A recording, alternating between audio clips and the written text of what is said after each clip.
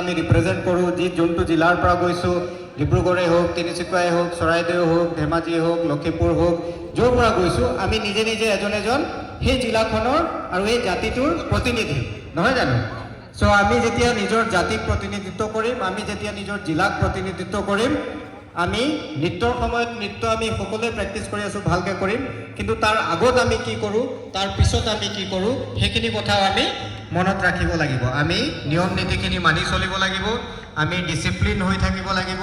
ক'ৰবাত আমি যেতিয়া ইমান ডাঙৰ এটা গেডাৰিং কৰিম, সৰু সুৰা কেতিয়াবা কিবা সমস্যা হ'ব পাৰে, নিজৰ মাষ্টাৰ ট্ৰেইনাৰসকলক জনাব লাগে, আমি যাতে তাতে এনেকুৱা এটা কৰি নিদিওঁ যোনটো আমাৰ জিলাখনৰ কাৰণে কিবা এটা বেয়া কথা হয়, বা যিসকল পাৰফৰ্মাৰ গৈছে তেওঁলোকৰ কাৰণে কিবা এটা কোনোবাই মনত বেয়া পায়, সেইখিনি কথা যাতে আমি নকৰোঁ। কিবা সমস্যা হয় আমি সকলোৱে আছোঁ, আপোনালোকক ছাপোৰ্ট কৰিম, কিবা সমস্যা হয় সমাধান কৰিম।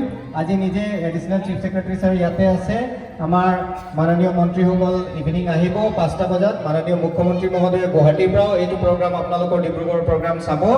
চ' মই ভাবোঁ যে সকলোৱে মিলি কোনে ইচ্ছা কৰি কোনো এটা সমস্যা ক্ৰিয়েট নকৰে, প্ৰগ্ৰামৰ আগত আৰু পিছত আমি একদম ডিচিপ্লিন ৱেতে গোটেই অসমক, গোটেই ভাৰতবৰ্ষক হৈ চাব, গোটেই বিশ্বই চাব। আমি দেখাব লাগিব যে আমি ডিচিপ্লিন হয়, আমি ধুনীয়াকৈ চব কৰিব পাৰিম।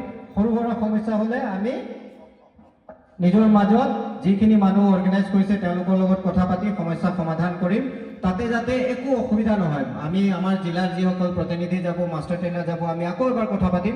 মোৰ ফালৰ পৰা এটাই অনুৰোধ, যাতে আগৰ আৰু পিছৰ কথাখিনিও আমি মনত ৰাখোঁ। কিবা সমস্যা হ'ব, আজিকালি মোবাইল আছে, ফোন আছে, চবৰ আছে, কাকো কোনো উপায় নাপালে মই আছোঁ, আমাৰ জিলাৰ যিকেইজন যাব মোক ফোন কৰিব যে আমি ছাৰ ইয়াতে এইটো পাইছোঁ, উপায় পোৱা নাই, মাষ্টাৰ ট্ৰেইনাৰসকল আছে, গ্ৰুপ আছে, চব আছে।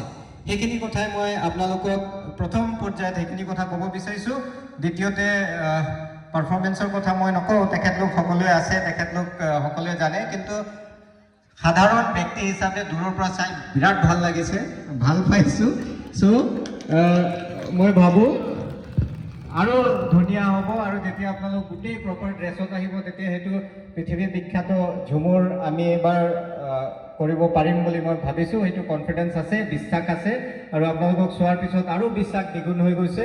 মই সেইখিনিকে কৈ আকৌ এবাৰ আপোনালোকক শুভেচ্ছা জ্ঞাপন কৰিছোঁ।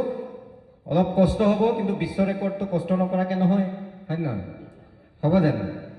বিশ্ব ৰেকৰ্ড কৰিব হ'লেতো কষ্ট কৰিবই লাগিব। পৰীক্ষা এটা পাছ কৰিবলৈ সৰু সুৰা আমি